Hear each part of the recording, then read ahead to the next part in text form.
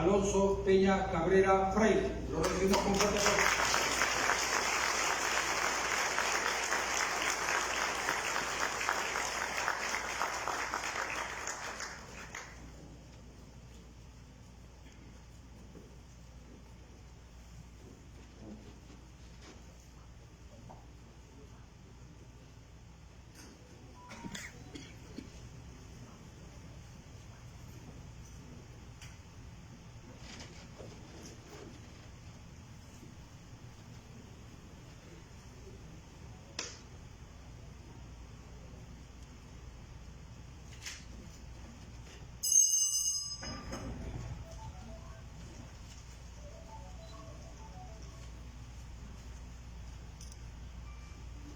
Señoras y señores, muy buenas noches. El Colegio de Abogados de Lima, ilustre, noble y bicentenaria institución, saluda la presencia de todos ustedes en este recinto de la publicidad con un motivo muy especial. Esta noche nos place anunciar a todos ustedes la presentación del libro Delitos Sexuales, del cual es autor el distinguido maestro universitario, distinguido abogado, penalista, el doctor Alonso Peña Cabrera Freire, a quien una vez más saludamos con fuerte aplauso.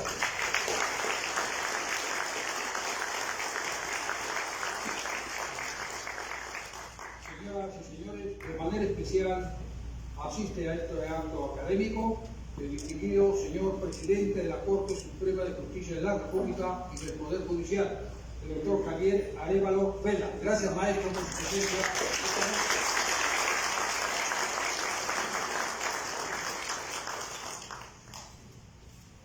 Debemos igualmente saludar la presencia del distinguido magistrado del Tribunal Constitucional, el doctor Gustavo Gutiérrez Dixon.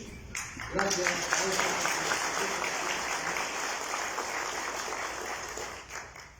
Señoras y señores, debemos saludar la presencia del señor secretario general de esta ilustre orden, el doctor Juan Carlos Jiménez Herrera.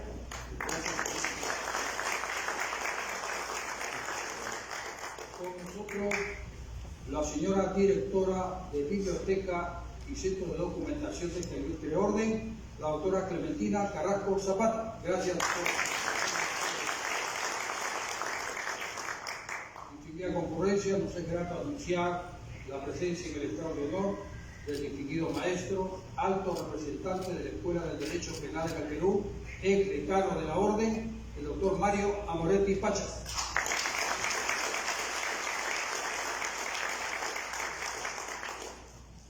Igualmente la presencia del señor vicepresidente de la Asociación Bicentenario y también distinguido expresidente de la Comisión de Relaciones Exteriores del Colegio de Abogados de Lima, el doctor Guillermo Ruiz Carlos, a quien saludamos con un fuerte aplauso. Gracias a todos. Señoras y señores, en este acto vamos a dar uso de la palabra de bienvenida y saludo para todos ustedes del señor secretario general de esta ilustre orden, el señor doctor Juan Carlos Jiménez Herrera. Adelante, maestro.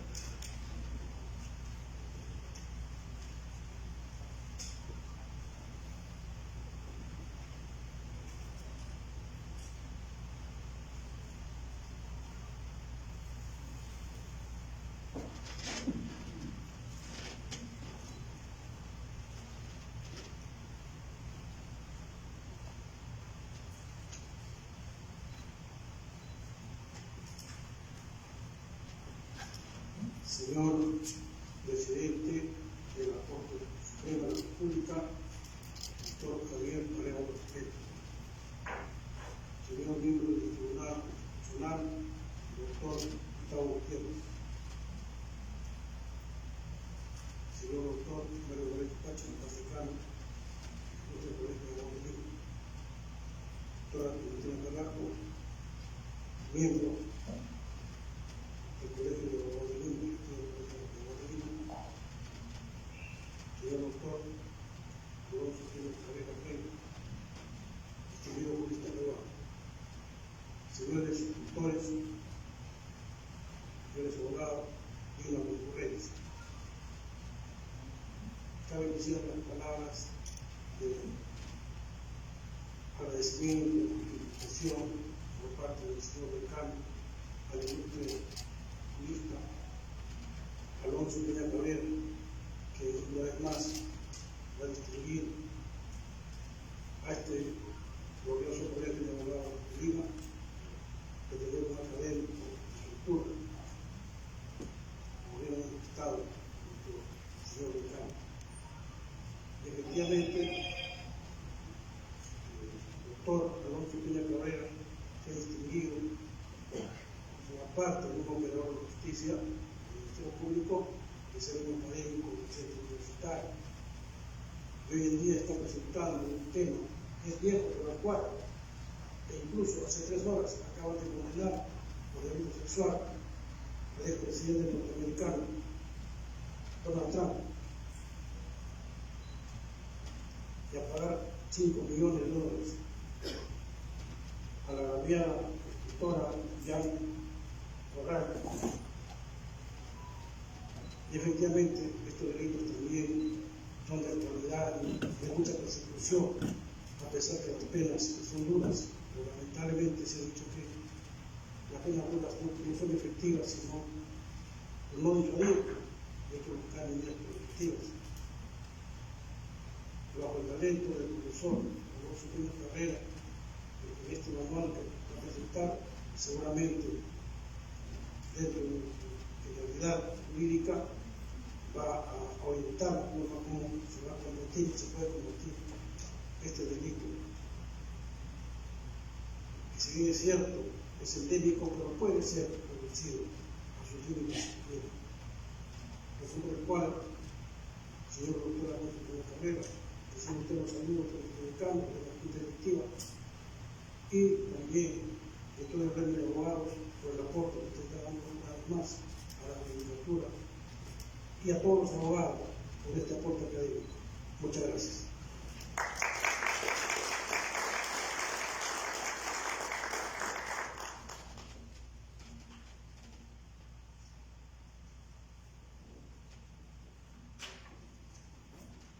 Señoras y señores, corresponde destacar en este acto de presentación de la obra la palabra de un individuo profesional del derecho, es abogado y magíster de Derecho por la cuatricentenaria Universidad Nacional Mayor de San Marcos, egresado del doctorado en Derecho por la Universidad San Martín de Porres. Ha seguido estudios de especialización en Derecho del Trabajo en la Escuela Judicial del Reino de España. Igualmente docente acreditado en enseñanza del Derecho y Argumentación Jurídica por la Universidad de Alicante, España. Posgrado en Derecho Constitucional y Gobierno y Gestión Judicial por la Universidad Carlos III de Madrid, España. Tiene un alto posgrado en Teoría del Proceso, Principios y Razonamiento Probatorio por la Universidad de Girona. Es doctor honoris causa de distintas universidades nacionales y del extranjero, entre otros merecimientos que honran también a nuestra obra. Señoras y señores, el comentario autorizado de la obra que presentamos esta noche a cargo del señor Juez Supremo Titular, Presidente del Poder Judicial y actual Presidente de la Corte Suprema, el doctor Javier Arévalo Pena.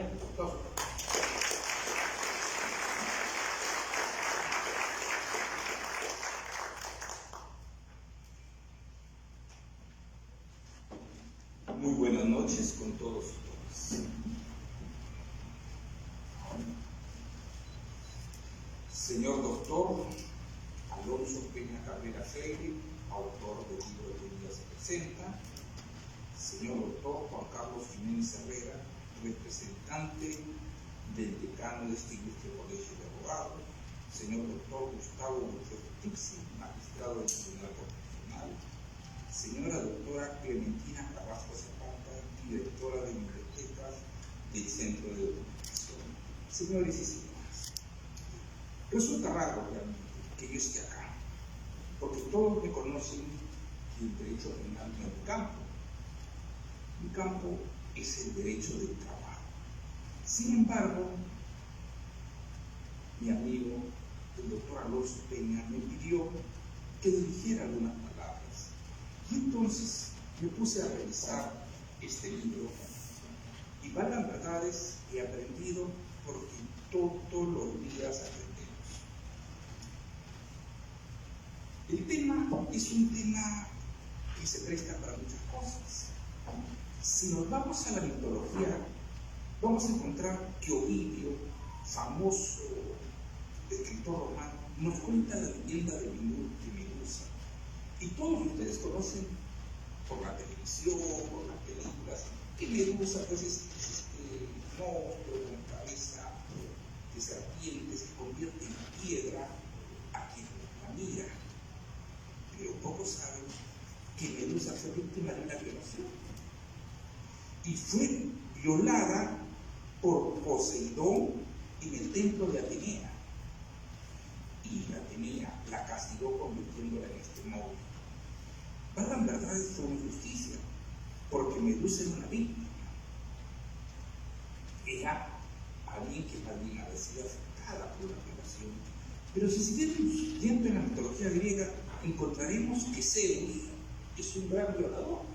Y hay una oportunidad en que Zeus se convierte en lluvia para violar a una dama, y que toman distintas formas los dioses griegos para acceder cabalmente y muchas veces contra la voluntad de las personas. Incluso se llega a situaciones de lo que hoy día llamaríamos bestialismo, ¿no? Han escuchado ustedes la historia del Minotauro de Creta, famoso monstruo que era con cuerpo de hombre y cabeza de toro, al cual se le llevaba sacrificios, ¿no?, de jovencitos, que también eran devorados por él, producto también de una relación entre una mujer y un toro.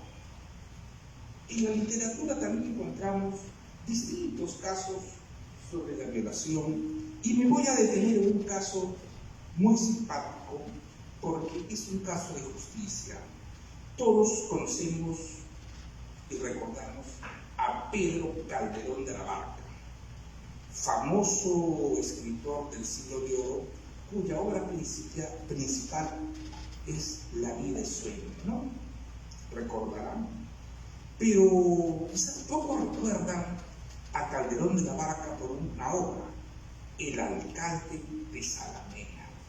¿Y de qué se trata esto? Brevemente, se trata también de historia de una violación. Resulta que don Álvaro de Ataide, capitán de los tercios de Castilla, llega a este lugar de Salamena y viola a la hija de don Pedro Crespo, que era un hombre justo, pero era pobre, era el alcalde. Don Pedro ruega pues a este Álvaro de Ataide. En esas épocas existía esa forma de reparación, que se case. Le ofrece incluso darle tierras para que se case con su hija y salga en honor. Como quiera que don Álvaro de Ataide se niega, el señor alcalde, usando su autoridad, le aplica el garrote, porque había una antigua ordenanza militar que decía que a los soldados españoles que durante sus campañas cometieran actos de violación se les debía ejecutar. Encontramos también pues la violación en la literatura y podríamos irnos yendo a todos los campos. Se me adelantó acá el doctor que me precedió en la palabra, acabo de escuchar que Donald Trump acaba de ser condenado por una violación de hace muchos años y que va a pagar 5 millones de dólares. Seguro que lo pagará. Entonces, el tema de los delitos sexuales lo encontramos en la realidad, lo encontramos en la literatura, lo encontramos en la mitología y lo encontramos en la historia. Y hoy día tiene vigencia y lo seguirá teniendo. Y es por eso que cuando el doctor Alonso Peña Cabrera me dice de su libro, primeramente le digo, pero ¿cómo voy a presentarlo? Pero luego digo, creo que es importante que se haya escrito este libro.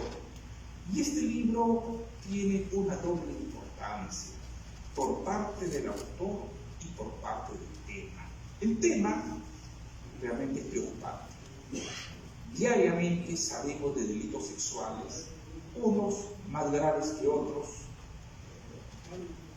Hombres, mujeres, niños son objeto de ultrajes sexuales Y pareciera que en nuestra sociedad esto se está haciendo bastante común, a pesar de que, como he podido revisar, existen penas severas, pero no termina, ¿no? Yo recuerdo que antiguamente, pues, al que cometía este tipo de delitos, sobre todo sobre menores, se le llamaba monstruo y se le fusilaba. Recordarán los estudiosos de derecho penal algunos casos. Pero hoy en día esto no es así, tampoco por si acaso propugno que se fusile a nadie. Entonces el tema es interesante y preocupante por su urgencia. En cuanto al autor, el doctor Alonso Peña Cabrera, todos lo conocen, es un destacado magistrado, y desarrolla, y esto sí me permito la libertad de analizarlo ya más como docente, de una manera bastante didáctica y exhaustiva los diversos temas sobre estos delitos. En primer lugar tiene la parte general de los delitos contra la libertad sexual y desarrolla aspectos generales que siempre son importantes para comprender la parte especial. Nos habla de aspectos generales sobre la violación, la integridad sexual, la victimología y los aspectos criminológicos. Acuérdense, Medusa fue víctima. También nos habla de los delitos sexuales desde la perspectiva de género. Perspectiva de género que hoy día tiene mucha vigencia, ¿no? Entonces, la parte general de este libro para mí me resulta, que no soy especialista en el tema, me resulta muy ilustrativa. Luego, en la segunda parte nos habla del tema ya lo que se llama parte especial, que analiza cada delito, para lo cual recurre a la doctrina y a la jurisprudencia, que por lo general son las herramientas que todo estudioso de cualquier rama del derecho debe utilizar. Cuando, por ejemplo, analizamos las normas laborales, fundamentalmente utilizamos la doctrina y la jurisprudencia, el derecho comparado también, y el doctor Peña Cabrera utiliza estas herramientas. Vaya por ahí que el libro es muy interesante, y yo creo que todas las personas que están en el campo del derecho penal van a entenderlo mejor que yo, van a conocer mejor que yo a los autores que cita el doctor Peña Cabrera, a las ejecutorias que él menciona como parte de sustento jurisprudencial. Realmente creo que hay un trabajo bastante fuerte, sobre todo en el tema jurisprudencial. Y la obra que hoy se presenta pues constituye, a mi parecer, un estudio completo de los delitos sexuales en nuestro Código Penal. Por eso yo me llevo esta impresión de que esta obra va a ser útil para los abogados, defensores, para los fiscales, para los jueces. Todos ellos deberían tener este libro a la mano para poder comprender el tema. Finalmente, yo que he aprendido algo de este tema, de los delitos sexuales, leyendo la obra del doctor Alonso Peña Cabrera, me has hecho estudiar a los tiempos que no revisaba temas penales. Debo decir que si se me preguntara qué libro recomiendo para estudiar los delitos sexuales, me atrevería a decirlo sin ningún temor, que yo recomiendo el libro Delitos contra la Libertad Sexual, ¿no?, del doctor Peña Cabrera, porque es una obra de rico contenido jurídico y muy bien lograda. Muchas gracias.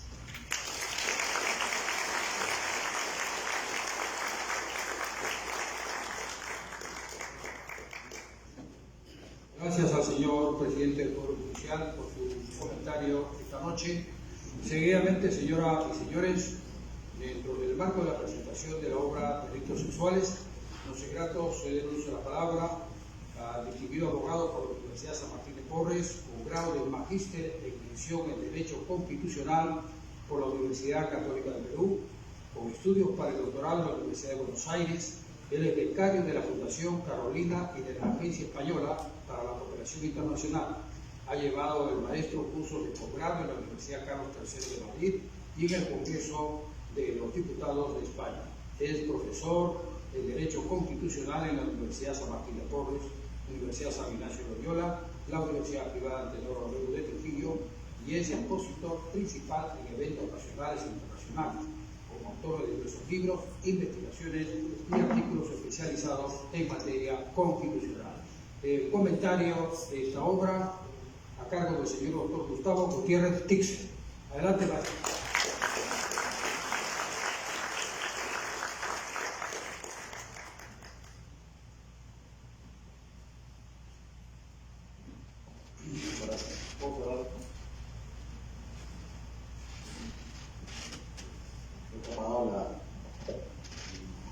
Pero bueno, mejor se concentra en el paso.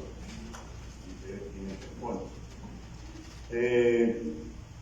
distinguida mesa de honor, presidida por un antiguo maestro y amigo, el doctor Juan Jiménez Herrera, a quien conozco muchísimo tiempo, desde que empecé la universidad a los 16 años, he tenido el honor de conocerlo.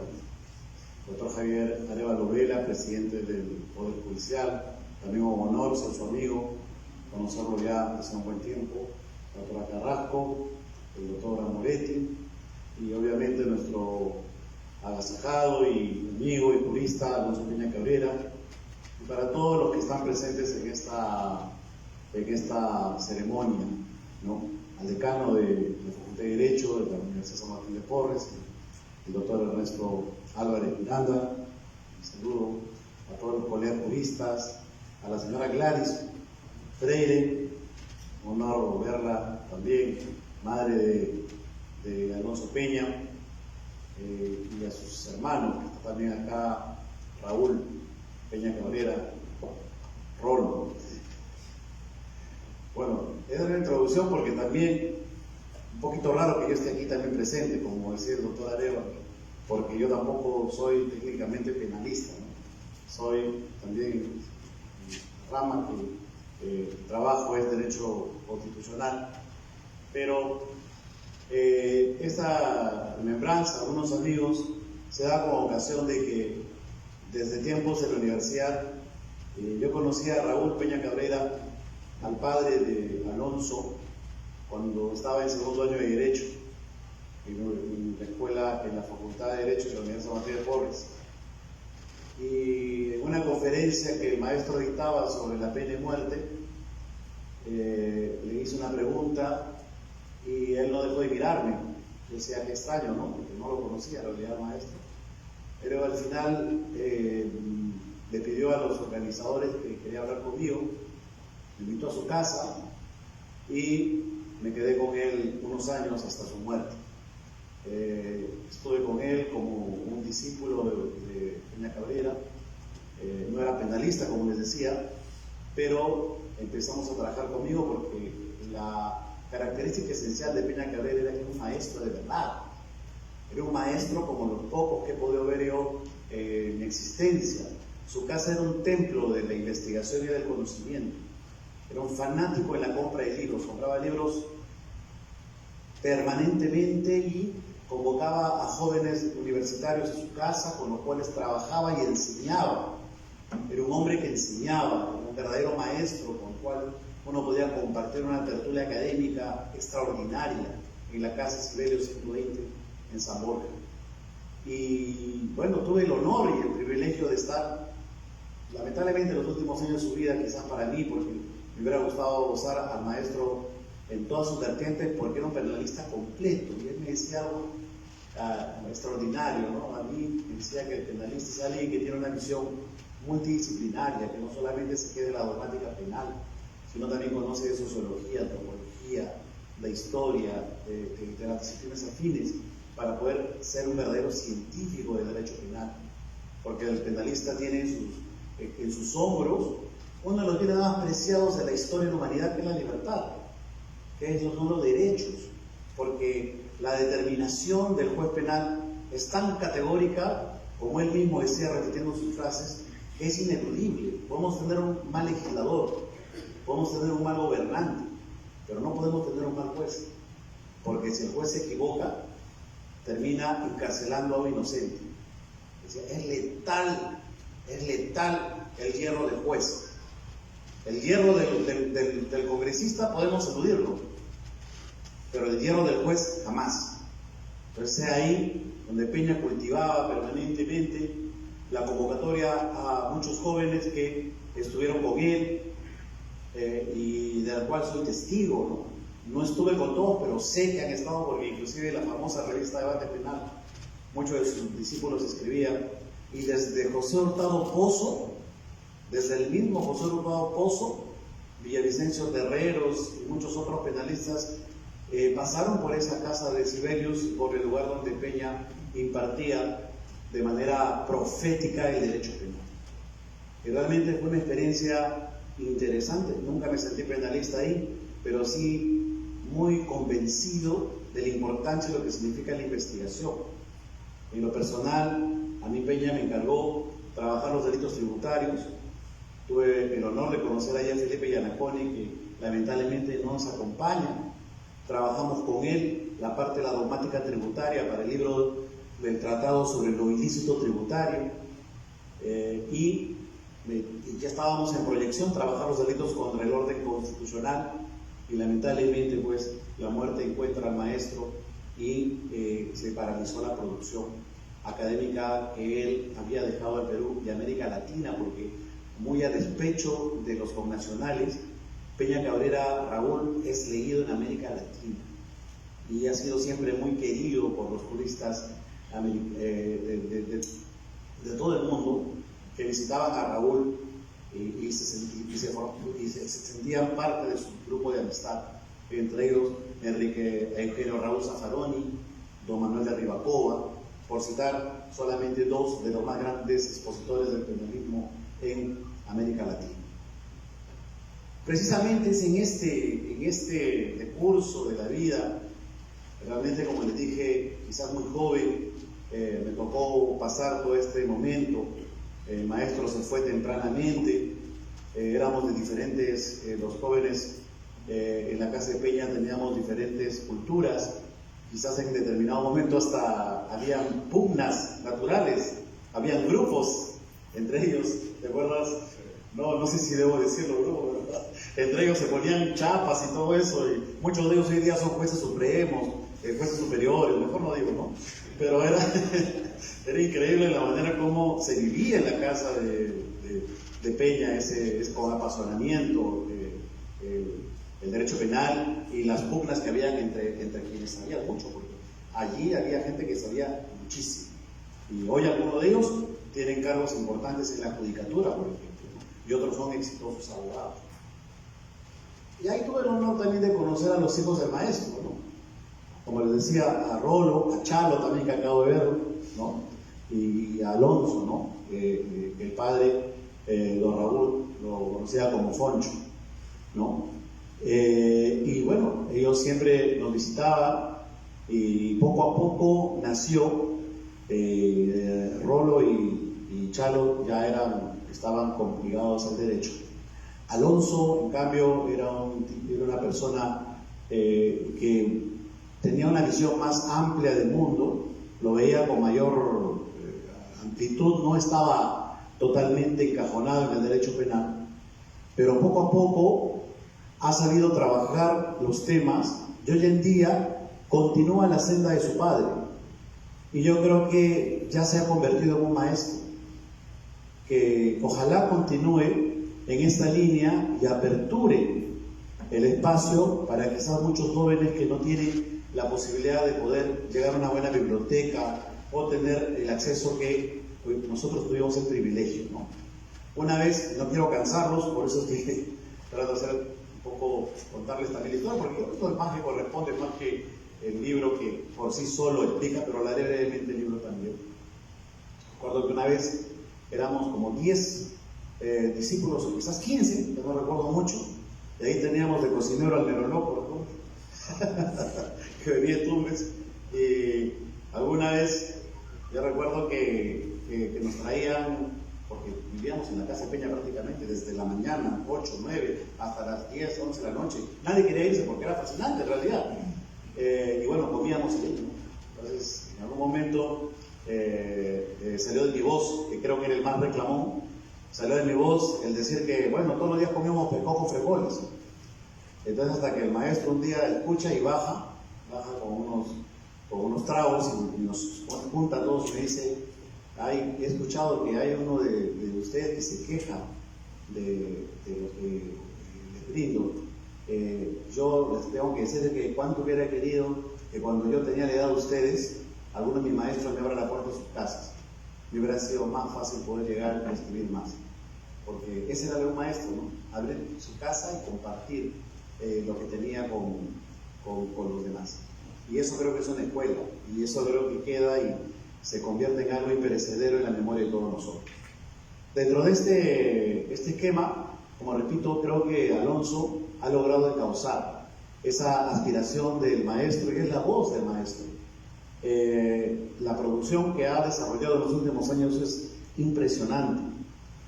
Se ha abocado a trabajar desde la parte general a la parte especial, y sus aportes son sumamente importantes en el derecho penal moderno.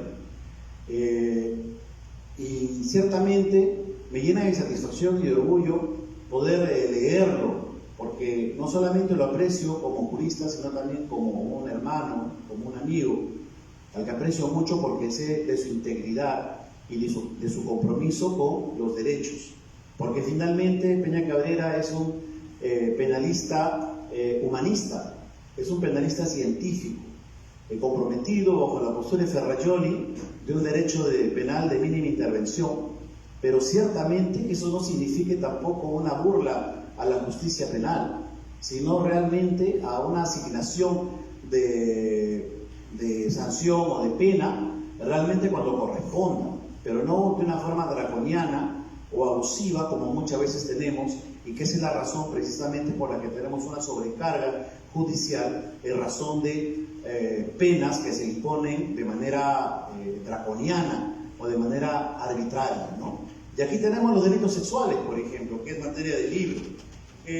Ciertamente nadie puede negar que es una realidad, que son delitos de alta lesividad, y que vivimos en un país con una tasa altísima de violaciones sexuales. Somos el tercer país en el mundo. Solo Bangladesh, me parece, y Etiopía, los únicos países que nos superan en violaciones sexuales. O sea, el nivel es increíble que vivimos en el Perú.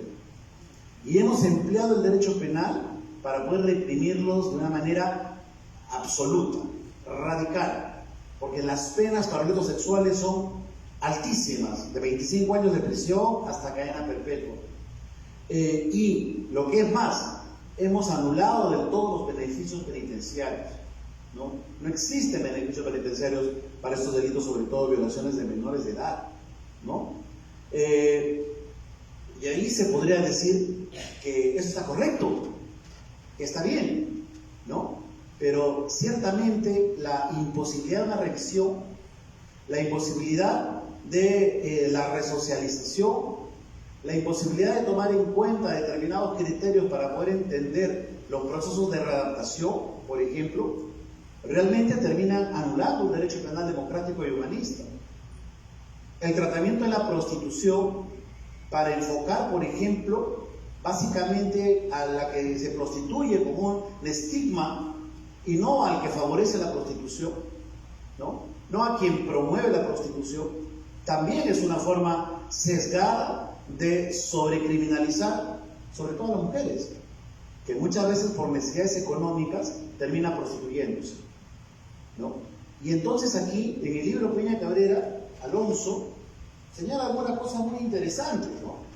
Él, por ejemplo, y me parece muy importante este tema, él señala que en efecto hay un trato desigual a la mujer, que la situación de la mujer es de un maltrato histórico, que se desarrolla de una forma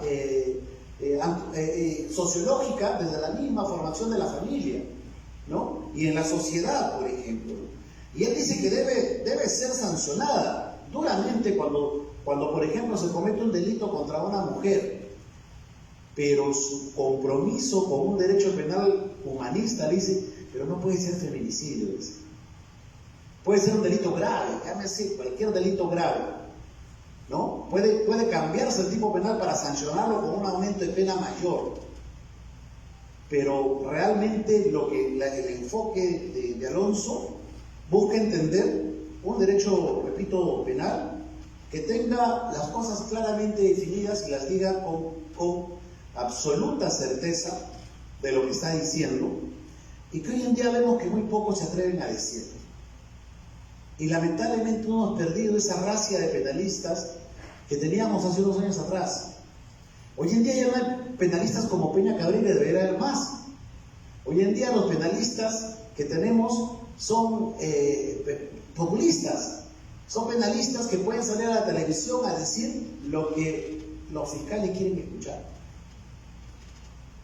o lo que realmente ellos pueden buscar a través de obtener de un medio de comunicación, el poder tener un espacio donde hacerse conocidos. Pero ese penalista crítico, ese penalista que cuestiona el sistema, ese penalista que propone, por ejemplo, como el padre Peña Cabrera, Roy Freire, ¿no? Hasta su discípulo, el profesor Amoretti Pachas, ¿no? Bramo Arias, ya no existen, o son muy pocos. Y hay una tarea muy importante que tenemos que cultivar nuevamente en las universidades y en el foro, es ese penalista científico, que no dice nada sobre la reincidencia, sobre la habitualidad, como figuras del siglo XVIII que hoy en día existen en nuestro Código Penal. No se dice absolutamente nada, o es muy pocas las voces que se manifiestan al respecto, ¿no? Por ejemplo, en el tema de los beneficios penitenciarios, Alonso dice: concluimos señalando que el estado actual de las cosas revela un cuerpo social cada vez menos dispuesto a la solidaridad social. Esto es a comprometerse en serio en la reinsertación del delincuente en la sociedad. Con ello, la denominada corresponsabilidad de la sociedad en el delito se vuelve cada vez más ilusoria y refractaria. Y es que, como decía el maestro Peña Cabrera, ¿acaso la sociedad no es responsable también de la formación de la delincuencia? ¿No hay acaso una corresponsabilidad, como en el caso del Joker, del Guasón, cuando el Estado se pone de costado y le deja de proveer sus medicinas y el tratamiento psiquiátrico y lo deja de lado y se convierte en un asesino en serie en Ciudad Gótica?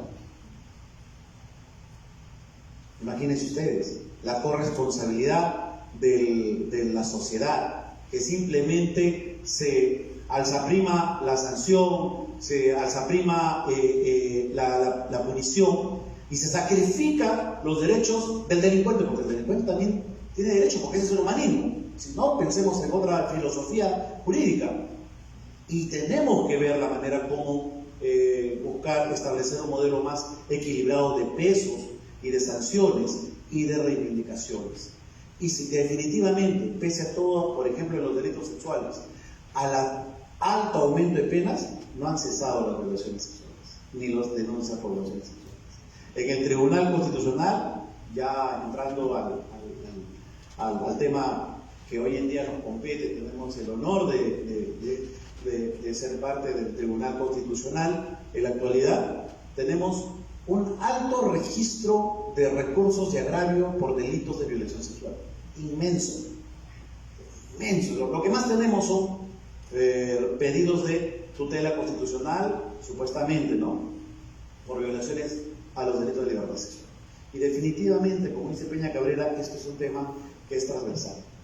Si no empezamos a enfocar estos temas, por eso era importante, y les decía que el maestro Raúl no solo conocía derecho penal, si no empezamos a ver la realidad, si no empezamos a cambiar los estratos sociales, si no empezamos a decirle al indígena, por ejemplo, que una niña de 14 años o de 12 años no puede ser madre y luego a los 21 tener 3 hijos y ya no tener futuro, si no empezamos con un cambio estructural, de nada vale la intervención del derecho penal, porque se convierte en un derecho penal draconiano.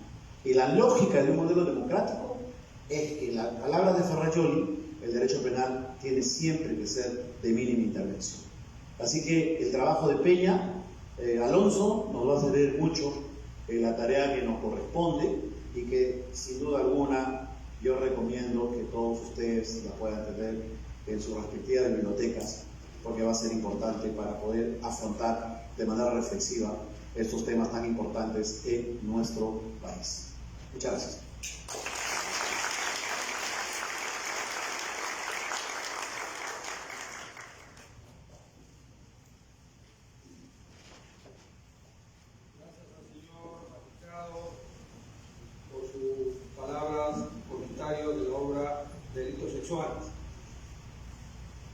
Señoras y señores, el autor de la obra que presentamos esta noche es un distinguido profesional del derecho, abogado de la Universidad San Martín de Porres, ex fiscal superior de Lima, jefe de la Unidad de Cooperación Judicial Internacional de la Fiscalía de la Nación, doctor en Derecho de la Universidad Nacional de Piura, magíster en Ciencias Penales por la cuatricentenaria Universidad Nacional Mayor de San Marcos, catedrático universitario de dicha casa de estudios y otras universidades públicas y privadas, máster en Derecho Penal Constitucional por la Universidad de Jaén, España, doctor honoris causa de las universidades Emilio Partizán de Huánuco, de la Amazonía de Loreto, y es autor de diversas obras de Derecho Penal, parte general y parte especial.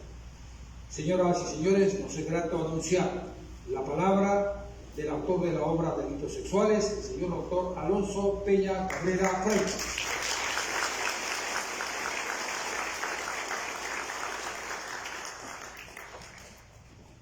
Buenas con todos, para mí es un gran honor estar acá presente, primero saludando a la mesa de honor, doctor Javier Arevalo Lovera.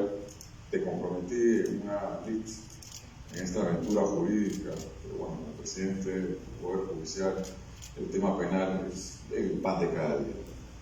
Al doctor Walter doctor Gustavo Gutiérrez Tix, que se estoy llamando el nombre, miembro del Tribunal Constitucional, que me unió una amistad hace muchos años, que era cuando mi padre estaba aún en vida, y esa formación jurídica que fue evolucionando y muy honrados todos nosotros y orgullosos de ti, Gustavo, de haber alcanzado este sitial como miembro del Tribunal Constitucional, el doctor Carlos Herrera Jiménez, quien también amigo de mi padre, tiene su oficina cerca, está también mi padre, la doctora Valentina Carrasco, de la biblioteca, el doctor Moretti Pachas, también de aquellas épocas de Lampa, finalmente donde estaban las oficinas de los abogados más prestigiosos de los 70 y los 80, por cosas fueron cambiando luego. A mi familia, a mi madre, a mis hermanos que están por ahí, al doctor Uriel Terán, que al Supremo, al doctor Juan Carlos Checle, no te estés escondiendo, que estás aquí. Doctor Guillermo Vega Bacaro, doctor Fernández Gerí, doctor Diana San Control, doctor finalmente Javier, disculpa, compadre. Bueno, tantos amigos que están por acá, el presidente de Lima Sur, está mi amigo Carrasco, Angulo Morales, el presidente de Lima Sur, también el presidente de Distritos Fiscales, etcétera, doctor Walter Villa, que también lo estoy viendo por ahí, no duermes. Entonces, todos, muchos amigos, amigas, a quienes he tenido la oportunidad de compartir algún escenario dentro del Ministerio Público, tal vez un ámbito académico. Obviamente el académico abre muchos espacios, muchas puertas. Y cuando nos fuimos a esta empresa de hacer este libro de delitos sexuales, parece que esta es la tercera edición, creo que al principio cuando uno escribe un libro, lo hace de una manera muy personalista, ¿no? Bueno, para hacerte conocido, para que veas que tienes algún tipo de prestigio en el sistema. Pero luego me di cuenta de algo muy importante, que el libro, esa literatura, para que realmente tenga utilidad, tiene que tener impacto en la sociedad. ¿Cómo es que tiene impacto? Cuando obviamente los tribunales de justicia, jueces o fiscales toman realmente la idea, una postura, una posición, un entendimiento sobre las diversas temáticas que son tan realmente debatibles y discutibles en el ámbito del derecho penal. Gustavo decía algo muy importante: este tema de mantener un programa de un derecho penal mínimo garantista resulta siendo muy difícil, con cultura de especial dramatismo en nuestra sociedad, donde se cometen muchos delitos. Y sobre todo ver finalmente que se ultraje sexualmente una niña de 3 años, pues ¿quién no va a salir por las calles a gritar airosamente que lo maten a este sujeto? Y obviamente a veces uno se pone un compromiso muy difícil, un escollo de poder superar. ¿Y por qué lo digo? Porque claro, muy fácil resulta decir que, bueno, está esto, ¿no? Pues pongámosles más de pena, entonces vamos a la pena de muerte, ¿no? Y Gustavo decía algo muy importante: tenemos pena de cadena perpetua, pero aún se siguen cometiendo estos delitos. O sea, ¿qué es lo que ha pasado? Yo lo digo, mis alumnos de San Marcos, hagan un estudio de la pena sobre la prevención general, que es nula. Nadie, muy poco se intimida. Les aseguro que aún tuviésemos pena de muerte, aún se seguirían cometiendo delitos. Mi padre en un manuscrito sobre la pena de muerte decía lo siguiente: si esto más pena y más derecho penal, ya las cosas se hubieran solucionado. Lastimosamente no es así. Es una sociedad que cada vez más conflictiva, con mucha violencia, y un legislador y un ejecutivo muy proclive a adelantar las barreras de punición del jus puniendi estatal, obviamente esas demandas de una sociedad que quiere más castigo. Pero el asunto es que el derecho penal se ha convertido en los últimos tiempos solamente en un eje represor, de pura retribución. Es importante, sí, la justicia. Dentro de esta violencia familiar, violencia de género, el tema del feminicidio, vimos hasta hace poco tiempo como sujeto, creo que de otro país, fue atrás de la chica que había roto su relación sentimental, le prendió fuego en plena Plaza 2 de Mayo, y esta chica luego, porque no era el primer, segundo, tercer grado, murió. O sea, en esos casos uno piensa qué es lo que se está pasando en esta sociedad, qué puede pasar por la mente de un sujeto de querer matar a alguien por el hecho de que esta persona ya no tiene nada con él o con ella. Y obviamente lo fijamos dentro del marco que se ha definido en los delitos sexuales, porque los delitos sexuales, se los aseguro, son casi los que más reformas han producido en los últimos tiempos. De una 27.715 en el año 1999, pasando a la 28.251 en el año 2004, la desgraciada 28.704, que quebró la sistemática de los delitos sexuales, porque los mayores de 14, hombres o mujeres, tienen libertad. Los menores de 14 tienen intangibilidad. Pero obviamente lo que proponemos en el libro es generar una pauta de limitación entre lo que es ese acceso carnal, esa relación sexual, porque es un derecho fundamental de hombres y mujeres, al margen de su postura sexual.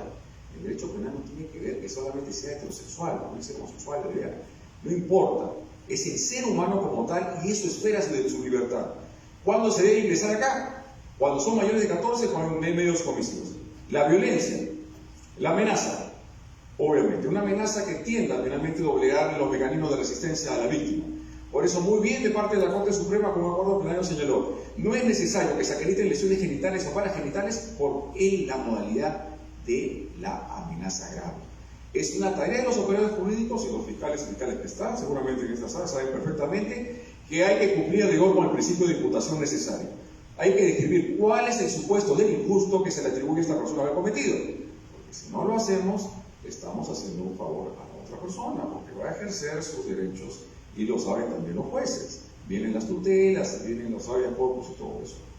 Entonces es importante a saber, porque no se le puede pedir esa suerte de resistencia a una mujer que está prácticamente vencida, que puede ser un hombre, bueno, puede ser, pero será en casos muy mínimos, que ejerce resistencia. Entonces es importante.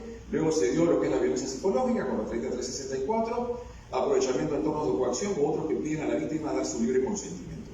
Han habido reformas importantes, creo que estas impulsadas por el feminismo, importantes y relevantes, porque trascendieron en esas libertades que tiene que haber entre hombres y mujeres en una sociedad democrática de derecho.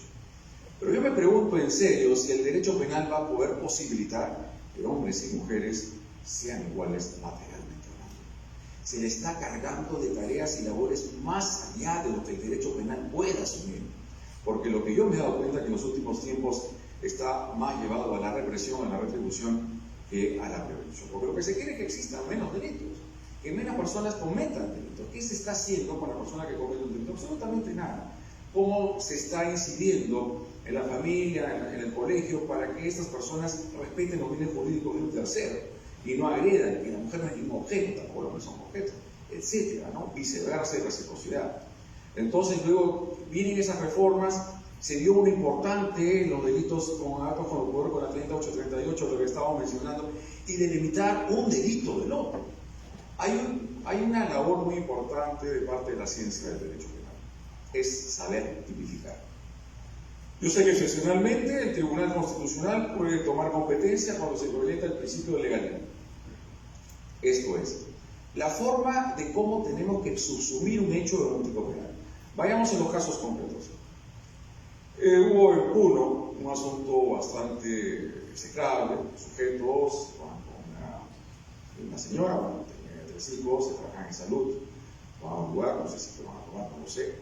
El asunto es que, bajo la hipótesis que uno ve de lo que había sucedido, primero se produce el acceso carnal, sexual. No sé si cada uno por su lado, de manera independiente, que haya ser autor por el delito de violación sexual, pero luego le introducen como vidrio en la parte vaginal.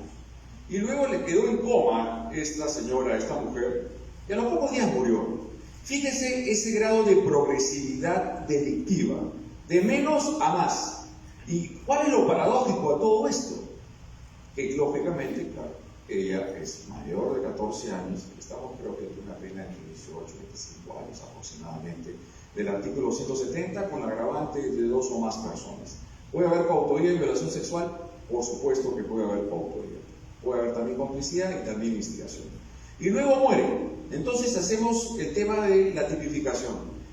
Solamente tenemos la violación, ¿es violación seguida de muerte? Ya no existe una violación seguida de muerte. Si no, sería una violación y luego sería el feminicidio.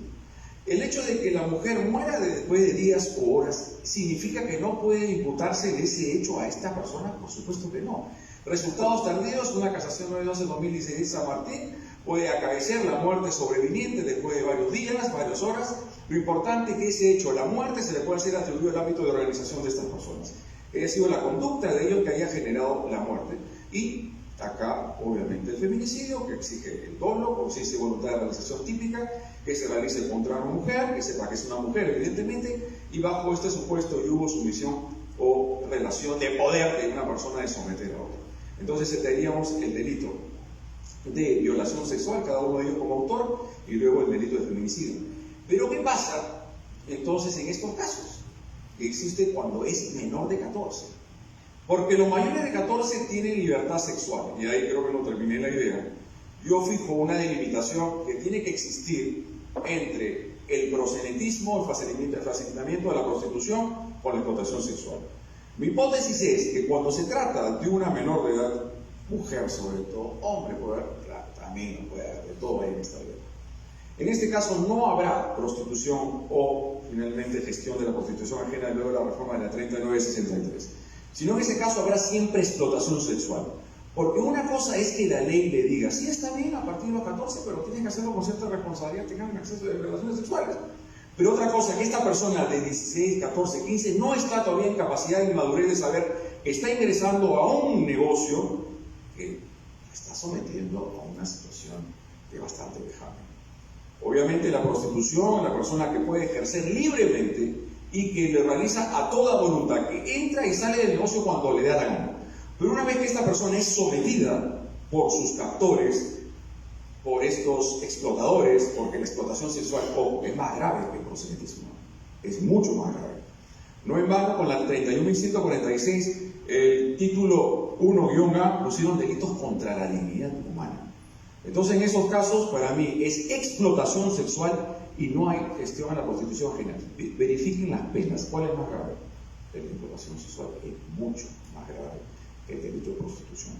Por eso que en la violencia sexual, cuando son menores, y lo que significan los aspectos probatorios, la creación única de la víctima en cámara GESEL, todo lo que importa finalmente los actos de investigación y la probática que tiende obviamente a proteger a la víctima. En esos casos, y ahí sí creo que estoy totalmente de acuerdo, que no solamente está la intangibilidad sexual de por medio, porque intangibilidad lo tienen los menores de 14 y las personas privadas de discernimiento. Esas personas no tienen libertad si no tienen intangibilidad. Por eso que el artículo 173 se llama violación presunta. ¿Por qué? Porque se presume que había un acceso carnal. Y lo único que tiene que probarse es ello. Si que ha habido violencia amenaza en el decurso del acto sexual, podrá aplicar un agravante. Pero en ese caso del artículo 173 tenemos pena de cadena perpetua. Entonces, sucede este hecho, lo que les estaba mencionando, dentro de las reformas que se han producido, hay que hacer una diferencia muy clara entre la explotación sexual, la explotación laboral y delitos de prostitución. ¿Cuál es más grave? Los delitos de explotación. Obviamente, máximo cuando se cometen a través de bandas y organizaciones criminales. Ahora bien, en estos casos de los delitos en grado de progresividad delictiva, fue importante el delito del artículo 1410 de introducir los delitos de acoso. los delitos de acoso. El acoso personal es 151A y el acoso sexual 176B y el chantaje sexual el 176C de la parte especial del Código Penal. Yo sí estoy de acuerdo que se adelante la barrera de intervención del derecho penal, de penalizar actos preparatorios cuando se trata de proteger bienes jurídicos tan importantes como la intangibilidad sexual. A mi modo de ver las cosas, el delito de acoso sexual, 176, el chantaje sexual tiene una naturaleza un poco distinta, el 176. Son actos preparatorios de actos contra el pudor o de violación sexual. Dicho esto de otra manera, si la gente del delito es ya evidenciado, con las manos en la masa y otras cosas también, ya realizando tocamientos en los órganos genitales de la víctima o ya pretendiendo accederla, se comete el delito de actos contra el pudor, de tocamientos indebidos o violación sexual. Ahí se aplica el principio de absorción. Ojo, en el delito de feminicidio del 108B con la 3819, se incorpora un agravante cuando la víctima es ultrajada sexualmente, obviamente tiene que ser antes. Cuando se ultraja a un cadáver, cuando se accede a un canal, ¿cómo se llama esto? Delito imposible, artículo 17 de la parte especial del Código Penal. Por la impropiedad del objeto o del medio comisivo. En este caso, ¿cuál es lo paradójico? Cuando es finalmente delito de feminicidio. En el delito de violación sexual, si es menor de 14 años, ya tiene pena de cadena perpetua. El siguiente delito, si hay dos agravantes, pena de cadena perpetua. Creo que no puede sumarse dos penas de cadena perpetua. Pero fíjense el caso cuando se viola a una persona mayor de 14. Menor de 14, disculpa también. Ya tiene pena de cadena perpetua. ¿Qué es lo que hace después este desgraciado? La mata. ¿Cómo se llama esto? Asesinato para ocultar otro delito. ¿Cuál es lo paradójico de todo esto? Que con el primer delito ya tiene pena de cadena perpetua. ¿Qué significa esto? Ya le interesa a un pepino matarla. ¿Por qué lo digo? Porque ya saben, porque todos estos sujetos saben que estos tienen penas gravísimas y que la prevención general negativa de la intimidación y la disuasión no genera los efectos positivos que se tienen en la sociedad. Esta persona puede saber perfectamente que ese delito tiene una pena así. Entonces lo que va a hacer es desaparecer del mapa al testigo, porque la víctima se convierte en testigo y con el primer acto ya tiene pena de cadena perpetua. Lógicamente nos tendríamos que poner a discutir el principio de jerarquía del bien jurídico. ¿Cuál es el más importante? ¿La vida o la integridad sexual? En la vida humana. La persona que la violaron, pues que obviamente va a ser muy difícil de adaptarse. Pero la persona que va a matar, ya no hay nada que hacer, ya no hay retroceso, solamente se convierte en un objeto. Lógicamente, en contextos como el que vivimos, con una dramática violencia sexual, resulta obviamente muy difícil poder tratar de discutir de que el delito de violación tendría que tener una pena mayor que el homicidio y viceversa. Pero existen dos delitos que tienen pena de cadena perpetua contra la vida: el feminicidio y el sicariato. Ahora bien, hay que ser muy cautos a veces de cómo es que tiene que procederse la tipificación. Puede haber favores sexuales y que no sean violación sexual, sino sean cohecho. Se han preguntado, hay ejecutorias al respecto. ¿Qué significa? Pongamos un juez o un fiscal o cualquier funcionario que tiene al litigante o al usuario o un administrado y quiere que lo resuelvan a su favor. Entonces le dice, bueno, que resuelva, entonces ya saben lo que tenemos con usted, y así finalmente vemos lo que pasa más adelante. Y sucedió hace varios años atrás. En ese caso, el juez o el fiscal u otro, que lo que hace es aprovecharse del cargo para llevar a un acto sexual con el litigante que acepta libremente, porque en el cohecho no hay coacción, no hay impedimento, porque cuando hay coacción es la diferencia entre el cohecho y la conclusión. Hay una gran diferencia. En la conclusión del 382 hay un impedimento, se está doblegando la voluntad de esta persona para que entregue una dádiva no debida. En este caso, entonces, lo que se tipifica sería el delito de cohecho, siempre cuando, evidentemente, sea una persona que tenga disposición de libertad sexual, a menos que lo podamos llevar al ámbito de los entornos de coacción. Los entornos de coacción nos pueden manejar hipótesis muy interesantes en una sociedad muy verticalizada, en una sociedad muy transversal, en instituciones realmente muy llevadas a menos. Esto es el padre de familia, que ya la chica tiene 16 años, tiene libertad sexual, y le dice, bueno, tú no vas a salir a jugar con tus amigas o con tu enamorado si es que no realizas tocamientos en estos órganos míos, elegantemente hablando. En ese caso, podrías hablar de un entorno de coacción. Esta señora, señorita, 17 años, que viene de la selva, de una comunidad campesina y nativa, de una idiosincrasia menor, que no ha accedido a la cultura ni a la educación, y viene finalmente el patrón, ese desgraciado, le dice, bueno, si tú quieres seguir trabajando acá conmigo, ya sabes lo que tienes que hacer, bájate del pantalón. Entonces ella, dentro de su visión o su cosmovisión, piensa que es lo necesario que tiene que hacer para sobrevivir en la vida. Como decía el doctor Gustavo Gutiérrez Tixe, obviamente la prostitución ingresa en personas porque tienen una necesidad económica. En este caso, este sujeto no ha cometido un acto de violencia física, no la ha amenazado de matarla, porque la amenaza es de realizar un acto de violación a sus libertades, a sus bienes jurídicos más importantes. No lo ha hecho. ¿Qué sería? Entornos de coacción. Esa modificación de la 38 resulta interesante. Puede cubrir las lagunas de impunidad que se daban porque decían que los mayores de 14 tenían libertad sexual. Entendiendo que la Corte Suprema, en los primeros acuerdos penales, luego de la 28704, que le quitaron libertad sexual a los mayores de 14, tengan cuidado, señores jueces, señores fiscales. Y dijo el primer acuerdo penal, tomen en cuenta la pena del delito de seducción y de usuario cliente, el 179A. Después dijo la Corte Suprema, no, si usted no advierte un medio comisivo para el acceso carnal, se es una conducta atípica. ¿Cuándo declaramos que una conducta sea atípica? Cuando no hay lesividad. Y si no hay lesividad, ya no vamos a referir a la antijudicidad. La teoría del delito marca una pauta interpretativa del operador jurídico de manera cancelatoria.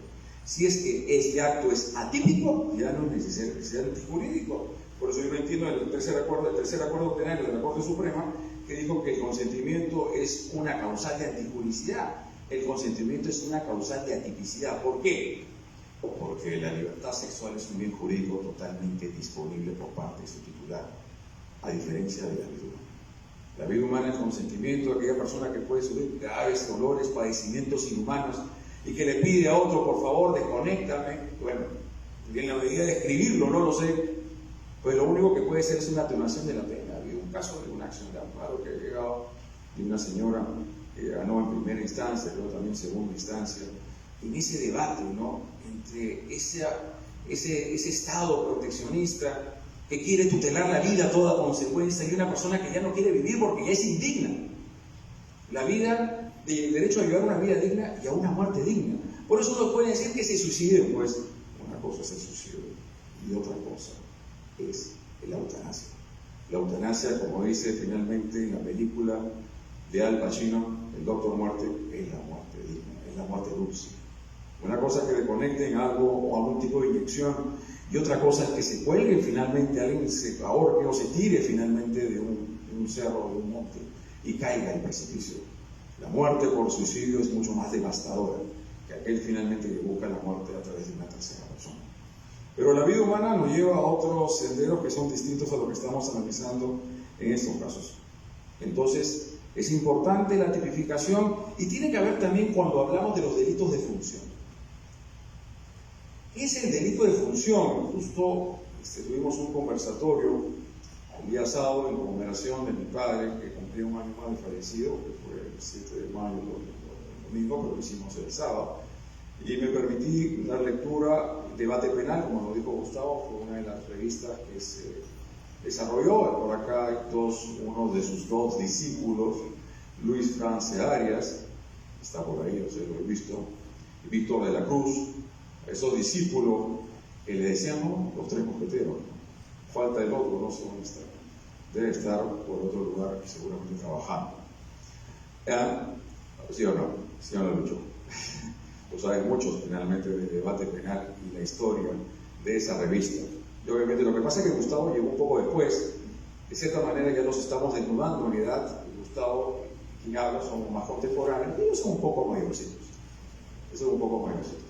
Lo que están por ahí. Entonces, en esa, no sé si lo recuerdas mucho, creo que es el doctor Jiménez, en ese número de Debate Penal, mi padre dice: calidad del sujeto activo, función pública, objeto de protección a la función pública, realización en el ejercicio del cargo, y yo digo, bien jurídico excesivamente institucionalizado. Viene la denuncia, un juez o un fiscal o un alto funcionario que tiene a su subordinado a una mujer, por lo general, Y bueno, pues este señor ya quiere otra cosa, pues, ¿no? Ya le está mandando mensajes, que mándame tu fotito, que vamos acá, o sea, y hay ciertas insinuaciones por parte de este señor, y ya le está fastidiando a la señorita, ya le está fregando la vida, pues. Entonces, ¿esto finalmente es un delito de función o es un delito común? A mi modo de ver las cosas, lo que hace un delito de función no solamente es la calidad del sujeto activo funcional, sino tiene que ser en el ejercicio del cargo, y este punto, tiene que ser un objeto jurídico de tutela institucionalizado, la administración.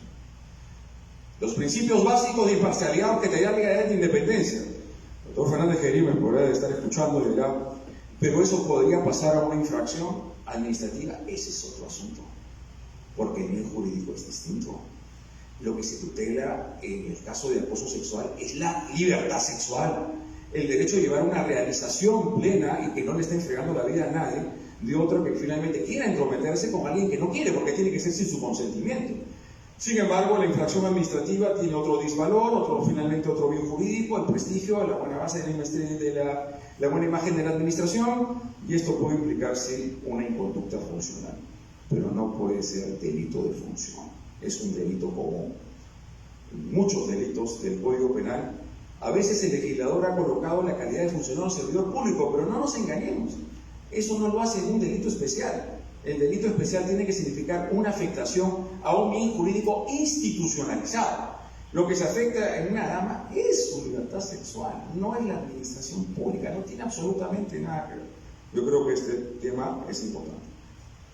Dentro de los procesos penales, la Fiscalía cuenta con una herramienta muy importante. Tanto el artículo 336 como el 349 le permite formular imputaciones alternativas o subsidiarias. ¿Podemos hacer parte especial sin saber parte general? Disculpe, pero eso es un despropósito. Es imposible, es como tirarse una piscina sin agua. Entonces, la Fiscalía puede formular imputaciones alternativas o subsidiarias. Este es un conflicto aparente de normas o un concurso de letras. Claro que esto no es de cual me liga entre tentativa de violación sexual o actos contra el pudor. Uno me tiene que encajar, eso dependerá de la actividad probatoria previamente investigativa y una proteína. No, eso fue lo siguiente. La chica, y como que está narrando, relatando, y tiene una relación más o menos coherente de que este sujeto, no sé si había una relación de parentesco con ella, había tratado de accederla canalmente, pero el certificado médico legal me sale negativo, no hay defraudación. No te desanime, no todo está perdido. El derecho penal no solamente pone resultados, sino también puestas en peligro. ¿Puedes digerirme esto, Alonso, que estás hablando? En castellano, significa que no es necesario que haya habido un acceso, sino que haya tentado hacerlo, y eso se llama la tentativa. El inicio del COVID-19, que todos nos enclaustraron en nuestras casas, generó bastante conflictos, dentro y fuera, y sobre todo dentro del grupo familiar. El incremento fue notable de los delitos sexuales. El Observatorio de la Criminalidad del Ministerio Público sí lo registró. No solamente había delitos de violación sexual consumados, sino también tentativa de violación. ¿Qué es la tentativa? El inicio de los actos ejecutivos del delito que decidió cometer si llegara a consumarlo por motivos ajenos a su voluntad. No, yo ya no quise seguir adentro, claro que compadre, porque te ampallaron, pues, porque subió y te vieron y ya sabías lo que te iba a pasar. Tú te desististe haciendo un desistimiento voluntario del artículo 18 de la parte general, porque el desistimiento puede significar una exención de pena, el del artículo 18. Entonces, ahí es la tentativa de violación sexual, pero la defensa puede decir lo siguiente: no, su intención no fue accederla carnalmente, sino solamente tocarla. El artículo 176 y el 176A dice: el que sin tener el propósito de tener el acceso carnal realiza tocamientos individuos de sus órganos genitales en las partes del cuerpo, lo obliga a realizarlo sobre él, sobre un tercero, o realiza autotocamientos. Entonces, ¿qué es más grave? ¿Tentativa de violación sexual o actos contra el cuerpo? ¿Qué es más grave? ¿El prevaricato o el abuso de autoridad? ¿Qué es más grave? ¿La omisión del ejercicio de la acción penal o la omisión de actos funcionales? Uno es más grave que otro. Pero la Fiscalía va a manejar dos teorías del caso. ¿Cuál es la que va a ganar? Dependiendo obviamente de los elementos de comisión que ha recopilado en la investigación preparatoria y que luego se va a convertir en actos de prueba en la etapa intermedia. Y va a definir si es tentativa de violación sexual o acto contra el cuerpo. Dos casos en dos casaciones, no lo quiero seguir aburriendo.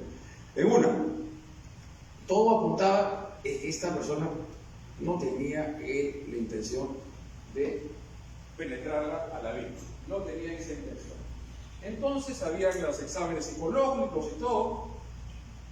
En primera y segunda instancia fue una casación, fue por tentativa de violación sexual, y la Corte Suprema, aplicando como una instancia de mérito, valora finalmente todo ello y dice: conforme los hechos descritos y conforme las pericias y los exámenes realizados, acá no había actos contra el pudor, sino, no había, disculpe, tentativa de violación sexual, sino actos contra el pudor. ¿Ustedes saben cuánto es la diferencia entre tentativa de violación sexual y actos contra el pudor? En una tentativa de violación sexual a una menor de 14, fácilmente puede ser 30 y 35 años. Y actos contra el pudor, 15 o 16 o 11 años de pena privativa de la libertad. ¿La diferencia es abismal o no? Sí, claro, es abismal.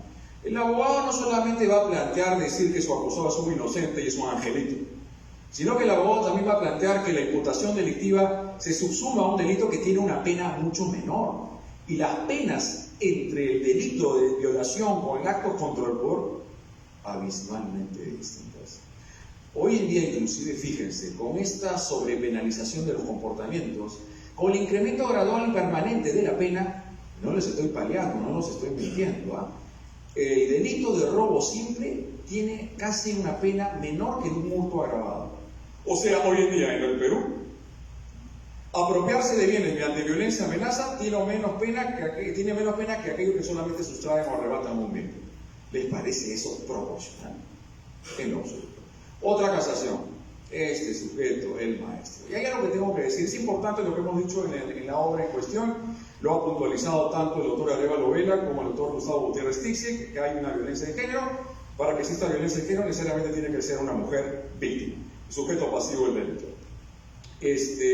Tiene que haberse yugo, sumisión, relación de poder por el cual esta persona somete, gracias a su novia, su enamorada, va al hotel, que siempre van frecuentemente todas las semanas. Ese día dice: no, ya no quiero nada, porque estoy con malestar, qué sé yo, estoy con un periodo, ¿qué cosa me vas a hacer gastar dinero? Pum, la ultraja y después la mata. O sea, esos son finalmente las descripciones de una escenografía de violencia de género. Y lo cual también puede ser en los delitos de explotación y de trata de personas. Ustedes, lesiones, feminicidio, trata de personas, explotación y obviamente delitos contra la libertad sexual son las manifestaciones de violencia de género en el Código Penal peruano. Pero en este caso no era una mujer, sino era un hombre. Era un niño. ¿Un hombre también puede ser sujeto pasivo de violación sexual? ¿Creen ustedes? Un hombre. Al margen de su postura, porque se puede ser heterosexual o homosexual. Era un niño de 9 años, yo estoy muy joven. Este desgraciado, el maestro, se aprovechaba. Hay una relación de autoridad del maestro sobre alumnos, por supuesto. Entonces lo obligaba a realizarle el sexo oral, la felación activa, porque también hay pasiva y también había delito, y luego lo voy a contar por qué. Así lo voy a descortar un poco. Entonces llega en primera y segunda instancia, y en primera instancia, disculpen, y se le había sancionado debidamente por el delito de violación sexual del 173. Se le había impuesto, creo que 30 años de pena privativa. ¿Fue dónde? En Arequipa. En Arequipa. Íbamos a Arequipa, sí, doctor Uriel. Yo sé que usted tiene su pasaporte. Bienvenido, amigo. Pero no sé si usted supo, doctor Uriel Terán, con todo el respeto y la amistad que le tengo. Llegó a segunda instancia, y ¿qué hicieron los jueces? Recondujeron los hechos a actos contra el pudor. De 25 años, ¿tú sabes hasta cuánto? ¿Saben ustedes a cuánto le bajaron de pena? A 11 años. En la Cámara Gesell estaba todo clarísimo, el relato del niño, que le había obligado a chupar. Obviamente la Corte Suprema en diversas casaciones ha señalado que el relato de la víctima, que tomaba en cuenta su inmadurez, su ingenuidad, su inocencia. Puede haber zonas oscuras, está bien, pero claro, no tampoco muy claro oscuras, ¿no? Porque puede ser que haya relatos que pueden haber también algunas denuncias ventajosas. Entonces la Corte Suprema, en mérito a la actuación probatoria que hubo en primera instancia y que el abogado, obviamente el imputado de su defensa, pudieron ejercer derecho de defensa y contradicción, actúa como instancia de mérito. ¿Ustedes saben cuánto le puso la Corte Suprema? Pena de cadena perpetua. ¿Cuánto le había bajado en segunda instancia? Le había bajado a 11 o a 13 años. Y de 11 a 13 años a una pena a la eternidad es algo muy distinto. Donde lo sabe muy bien Gustavo, el artículo 59 igual del Código de Ejecución Penal habla de la revisión a los 35 años. La pregunta es: ¿quién resiste 35 años en una revisión? Máxime si entra a los 45 o 50, ya fue, en otras palabras dicho. A menos que tengas la gracia de un presidente imputado. Ok, es lo único que cabría. porque no habría otra posibilidad, porque no hay beneficios penitenciarios, lo único que hay es la revisión de la pena a los 35 años de pena penitenciaria. Entonces la Corte Suprema actuó de una manera correcta, porque había actuado, no se colocó un estado de indefensión al imputado y se puso pena cadena perpetua. Y ahí entendí algo muy importante, lo que significa la pericia psicológica. La pericia psicológica arrojó algo que decía, el niño de 9 años tenía una confusión de su identidad sexual. La identidad. Yo no voy a hablar de la ideología de género, porque acá nacemos hombres o mujeres, si alguno quiere tomar su camino en la vida, que no se lo impongan, que no sea coaccionado, bueno, pero bueno, tengamos mucho cuidado con ello, ¿no? Entonces, en ese caso me doy cuenta que la pericia psicológica genera un rol preponderante. En la probática sí, pero también puede resultar un caso paradigmático, ¿ah? La pericia psicológica, en algunos casos, de una chica de 13 años que tuvo relaciones sexuales con un hombre de 18, 19, 20, tienen prole, tiene hasta 2 hijos. Lo denunció el papá, el suegro, ¿por qué? Porque no se cortó pues, con el combate, no. Entonces, finalmente, claro, porque ellos estaban felices, happy face, todos estaban felices. Entonces, la pericia psicológica puede arrojar negativo, no tiene ninguna secuela, más aún está feliz, la chica lo ama, mata. El derecho penal puede ir contra el amor, que es la afectación, es el sentimiento más noble que tiene el ser humano, no el amor. Pero bueno, la ley es la ley, ¿no? Y la ley dice pena de cadena perpetua. Pero ¿cómo hacemos? Mínimamente creo que ahí, y la Corte Suprema lo ha hecho, ha reducido la pena en base a qué principios. De proporcionalidad, de culpabilidad, de lesividad, del principio pro amore. No, ese no existe, disculpe, lo acabo de inventar. Ese no existe. Entonces se reduce la pena, porque creo que ¿cómo se le va a ir pena de cadena perpetua? Más aún, esta niña y el niño, la señorita, la supuesta víctima, también van a ser victimados, porque se van a quedar sin el sostén económico, con la persona con ellos viven cotidianamente.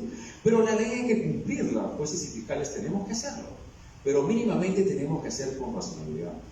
Cuando hablaba Gustavo del Ferrarioli dice derecho y razón, cuando el derecho penal deja de ser derecho y se convierte en un instrumento únicamente punitivo de venganza, cuando es desprovisto de toda razón.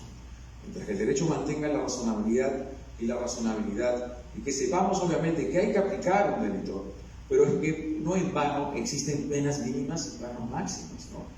Entonces yo creo que debería haber una reforma de ley referente a introducir una circunstancia agravante que puede ser en el artículo 46, una genérica, una específica en el 173A, cuando la víctima tiene 13 años de edad y no hay una mayor diferencia de edad con el supuesto victimario, ¿no? Porque creo que pena cadena perpetua en ese caso no vale.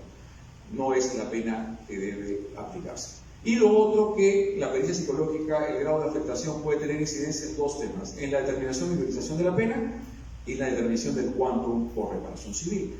Este sistema procesal penal, en 2004, aplicación progresiva del año 2006, que terminó su aplicabilidad ya en toda la República del Perú, incluida Arequipa, finalizó en el año 2021. Entonces ahí tenemos que tener en cuenta el principio de debida protección de la víctima y todas las pautas, y que decimos en el libro que todo el aspecto probatorio se ha inclinado a favor de la víctima. Está muy bien, pero eso no nos hace, no tengamos que perder la objetividad en cada caso concreto, porque puede ser que a veces en algunos casos se denuncien hechos que realmente no constituyen delito. Entonces, consideramos que en este marco de los delitos sexuales es una criminalidad, y vamos terminando con el discurso, que tiene influencias más allá de la juridicidad, influencias de aspectos morales, éticos, religiosos, culturales, todos se impregnan en la política criminal del Estado. Lo que quiso hacer el positivismo, al margen de que ya el formalismo jurídico ya perdió total base hace muchos años, de cierta manera separar el derecho laboral. Está muy bien, fue muy bueno. ¿Qué tenía que hacer el matrimonio subsiguiente? ¿Quiénes estudiaron con el Código Penal de 1924 en esta sala? Ahora nadie dice, no, nadie se estudió con el Código Penal del 24, ¿no? Nadie. Se miran las caras. ¿Ah? Ojo, no solamente el que estudió por su contemporaneidad etaria, sino porque es importante remitirnos a los antecedentes penales. ¿Por qué lo digo?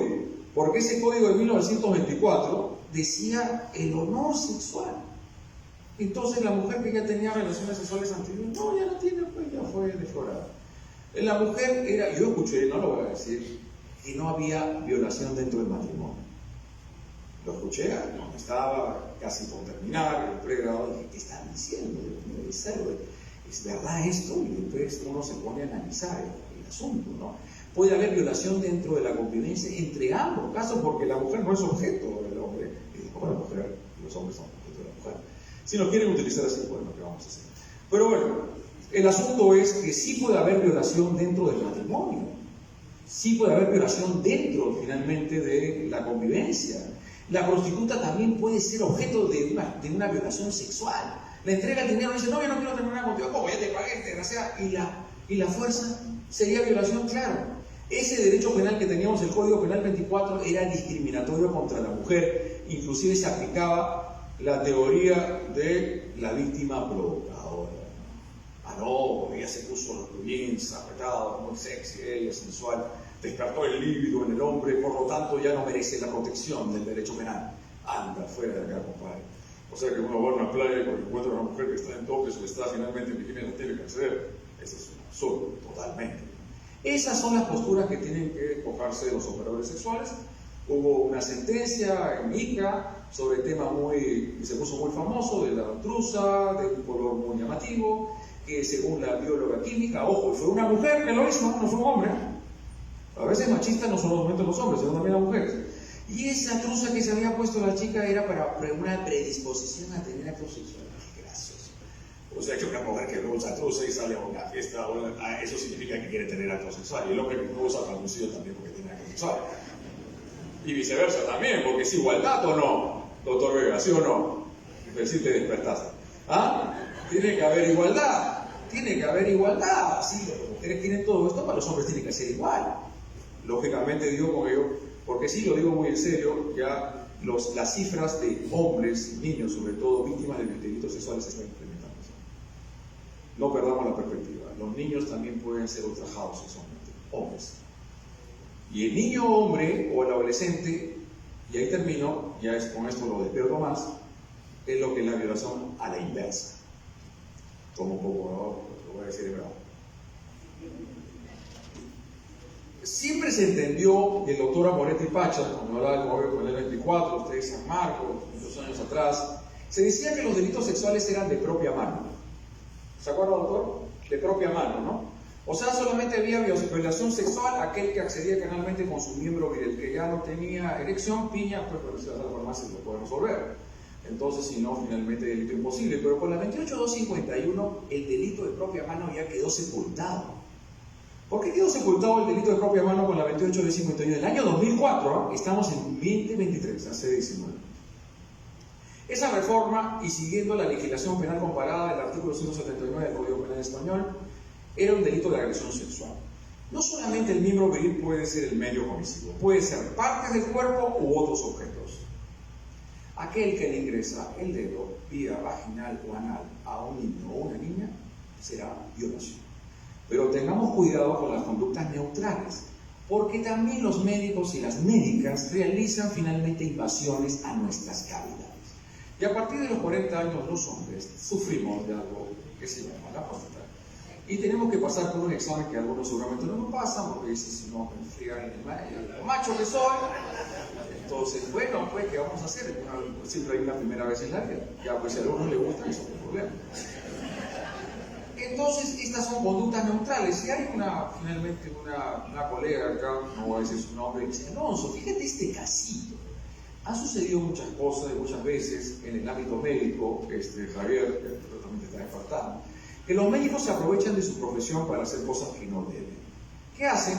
Utilizan protocolos que no están regulados y algunos otros finalmente les colocan algún tipo de fármacos, la dejan en estado de inconsciencia y la acceden carnalmente, ¿no? Otros no utilizan finalmente los guantes y directamente ingresan el dedo, ustedes saben, a alguna de las partes vía vaginal y anal, puede ser un hombre y una mujer. Esto ya no sería una conducta neutral, teoría de la imputación objetiva, sino una conducta típica del delito de violación sexual. ¿Cuál de ellas?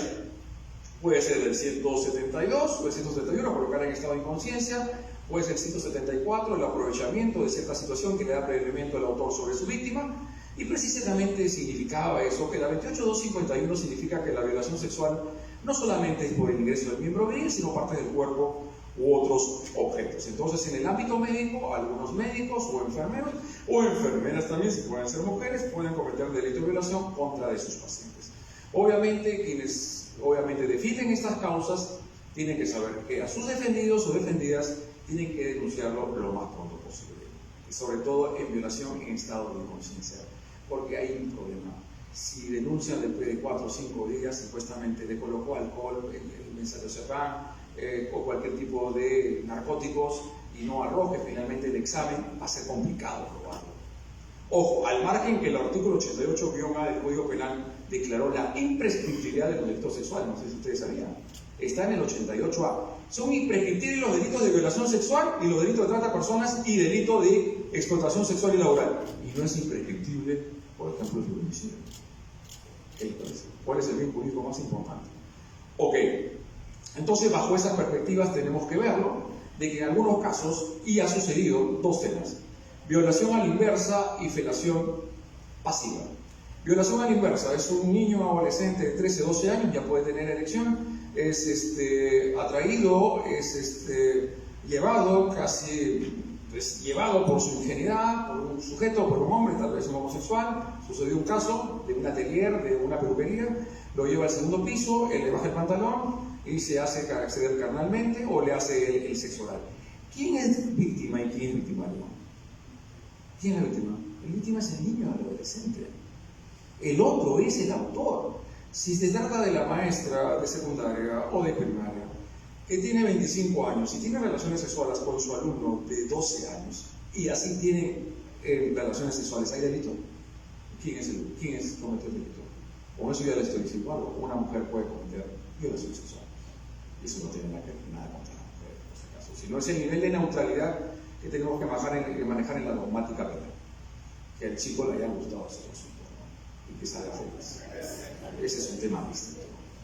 Y que salga y que lo coloque y que diga a todos sus amigos: mira, me coloré. Ese es otro asunto. Dentro del machismo que tenemos.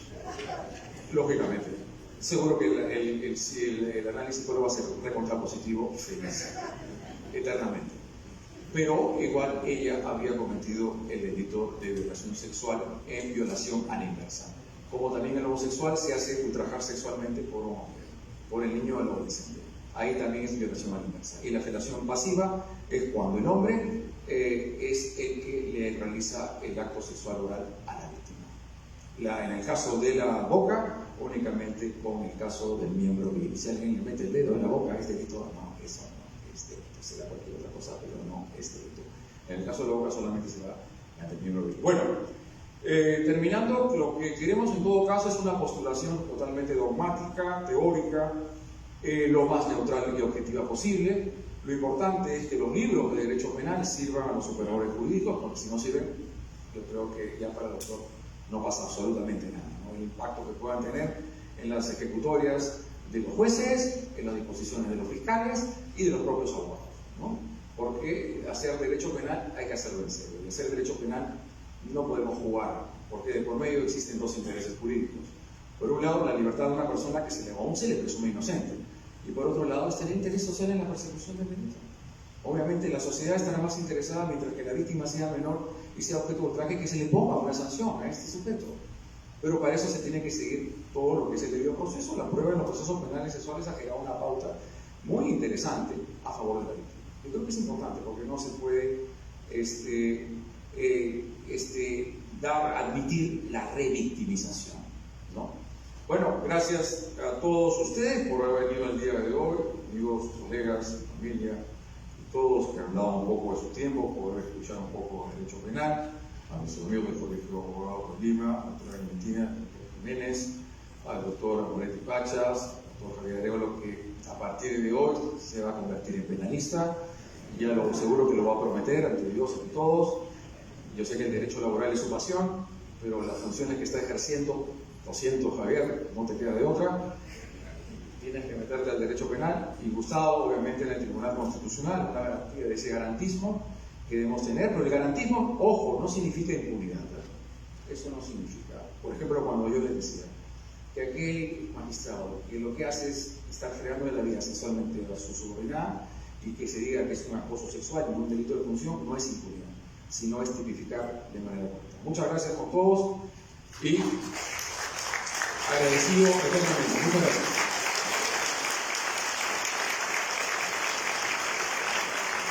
Grandes aplausos para el autor de la obra de este oficial, el doctor Alonso Peña Cabrera Pérez.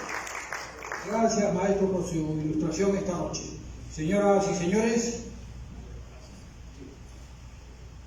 clausura este acto académico en representación del señor decano de esta ilustre orden, el doctor César Bazán Naveda, la señora directora de Biblioteca y Centro de Documentación de la Orden, la doctora Clementina Carrasco Zapata. Adelante, doctora. Aplausos.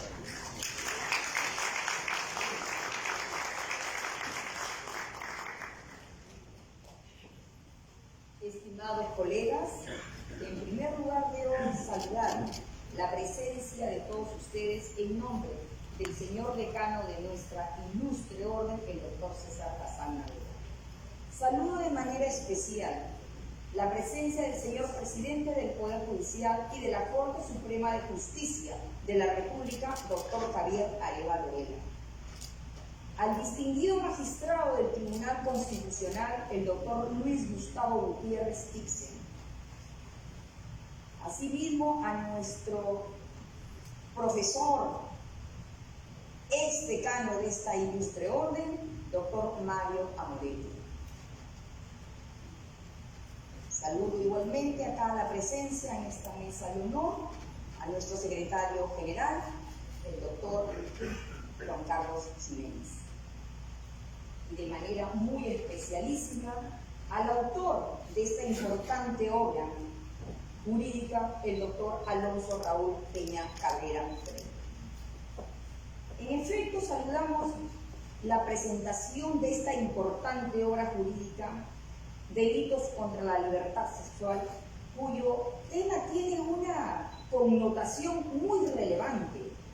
No solo es en el campo jurídico y académico, sino en el campo penal, que con justicia motiva nuestra presencia esta noche y que preocupa a la sociedad. Como todos sabemos, la violencia sexual afecta principalmente en nuestro medio a las mujeres, a las niñas y a los niños. Es necesario entender, estimados colegas, que este tipo de violencia, una violación es una violación al derecho humano, a una vida segura, pues sus efectos son devastadores para las personas víctimas de este delito, para las familias, así como las comunidades. Destruyen la vida en común y las relaciones sociales. Sin embargo, el Estado hace esfuerzos para proporcionar ayuda necesaria ante la agresión sexual, pero no es suficiente, por lo que se requiere una urgencia que todos nosotros, hombres y mujeres, sobre todo del derecho, nos juntemos para ayudar a las víctimas y responsabilizar a los que cometen este execrable delito, con todos sus efectos negativos. Es decir, juntos podemos cambiar estas condiciones que posibilitan la violencia sexual, en el que está debidamente expuesto y analizado en este importante trabajo que nos ha presentado el autor de este maravilloso libro, como es el doctor Alonso Raúl Peña Freire. Asimismo, lo conocemos como un gran jurista, es un estudioso del derecho penal y el texto cumple su cometido, ya que sin duda alguna creemos sinceramente que la Administración de Justicia lo tendrá en cuenta en el duro ejercicio de su diaria labor. Por ello, permítame, doctor Alonso Raúl Peña Freire, felicitarlo en nombre del señor decano de esta ilustre orden y esperamos que su tarea académica y profesional en el futuro se vea enriquecida con la publicación de nuestros aportes muy importantes dentro del derecho penal en nuestro país. Yo tengo una opinión muy personal. Considero que este tema de violación sexual es un tema que debe ser tratado como un problema de salud pública. Y hago un llamado en este momento, y lo aprovecho, porque sé que todos los presentes somos hombres y mujeres de derecho. Hay jueces, hay fiscales, abogados, y tenemos que coadyuvar desde la tarea, desde lo que nos corresponda hacer, a evitar, no solamente exigiendo que se aplique la ley como corresponde, sino también como abogados defensores, si somos conscientes que nuestro cliente ha cometido un delito tan repudiable como es la violación sexual, debemos siempre ir por el camino de la verdad y muchas veces no convencer, sino hacer ver a ese cliente que ha cometido uno de los más graves delitos que puede cometérsele a la persona humana.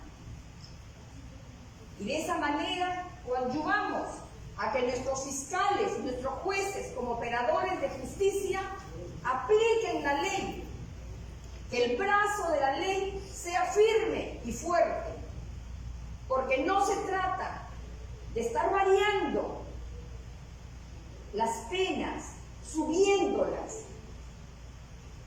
porque eso no es la solución. Todos, como sociedad, tenemos una gran responsabilidad, hay que asumirla y trabajar de manera conjunta en ella. Muchas gracias.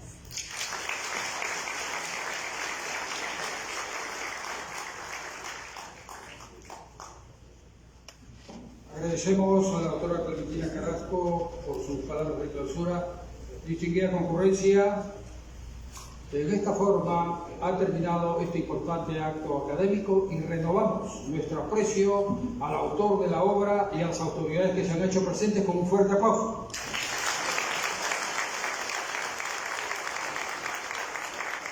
Distinguida concurrencia.